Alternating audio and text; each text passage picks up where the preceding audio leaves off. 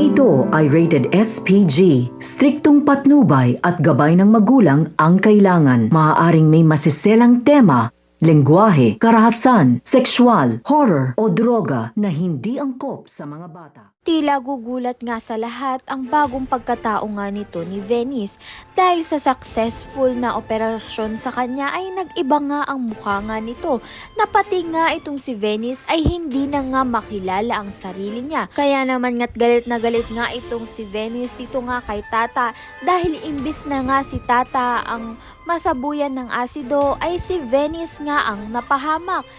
Si Vivian nga ang may kasalanan ng lahat at sarili nga niyang anak ay pinahamak niya dahil inutusan nga niya ang mga tauhan nga niya na sabuyan nga ng asido at sirain nga mukha nito ni Tata.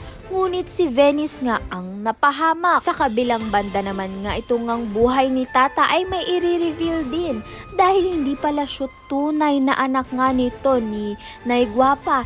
Dahil na nga rin naungkat nga ang picture nga nito ni Carmen, matalik na kaibigan nga siya nito ni Nay Guapa. At madudulas nga itong si Nay Guapa na magkakasundo nga silang dalawa ni Tata dahil si Carmen nga ang tunay na ina nga nito ni Tata.